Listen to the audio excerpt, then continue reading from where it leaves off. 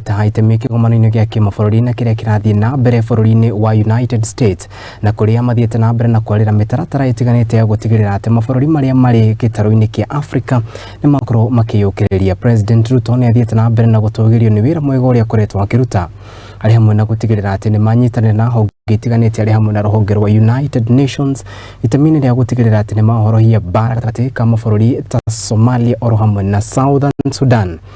Ukiriuguo President ni arikitie gutungana amwe ama President kuma mabũrũri matiganite Itemiini ria gukorwo makiariria biashara oro hamwe na wonjoria na uria mangikoria gitaru kia Africa na makiria bũrũri wa Kenya.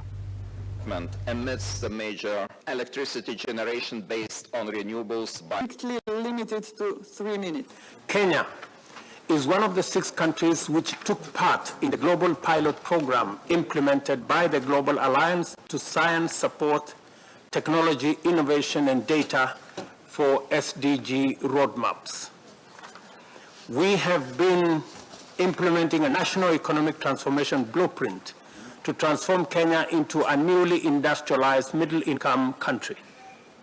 Along the way, fundamental changes emerged, which unleashed new opportunities, disruptive threats, and complex risks, forcing us to reimagine our development paradigm.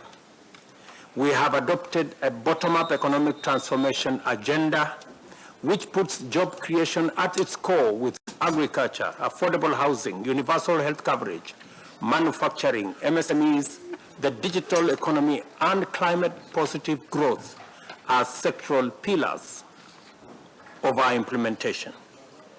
This has unleashed the entrepreneurial spirit of our youth and positioned Kenya as a global digital technology hub known as Africa's Silicon Savannah.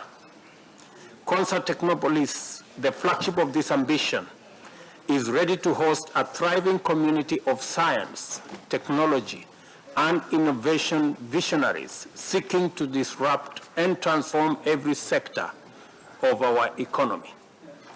The M-Pesa revolution, the Kenyan innovation emerging from our digital ecosystem, has transformed financial inclusion, fintech, and many startups into viable entities. Policy making. President